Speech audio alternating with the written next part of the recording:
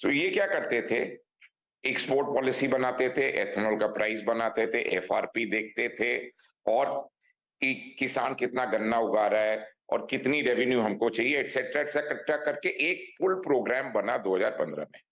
ये सालाना सालाना चलते चलते आज ये 8वां साल है, और ये प्रोग्राम सबके लिए सबके हित में निकला। किसान जितना गन्ना बोना चाहता था बो लेता था, इंडस्ट्री अपनी कैपेसिटी बढ़ा देती थी,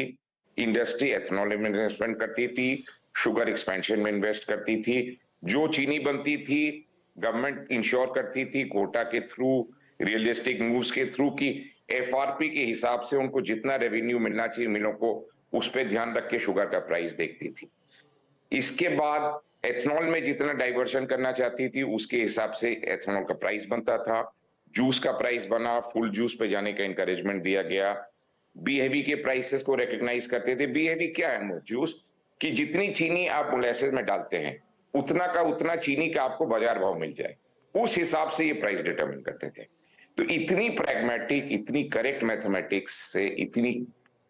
गहरी सोच से ये पॉलिसी बनी। किसान को उनका पैसा मिलता था टाइम पे, क्योंकि एथेनॉल का कैश फ्लो हमको मिलता था, बैंकर हमारे से जुड़ जाता था, बैंकर को लगा कोई भी प्रॉब्लम नहीं इस इंडस्ट्री में, गवर्नमेंट चीनी का दाम देखती है, एथेनॉल पूरा लिफ्ट हो जाता है, 1 महीने में उसका पैसा आ जाता है, सारा का सारा एक एक होलिस्टिक पॉलिसी थी which had so much for the rural economy.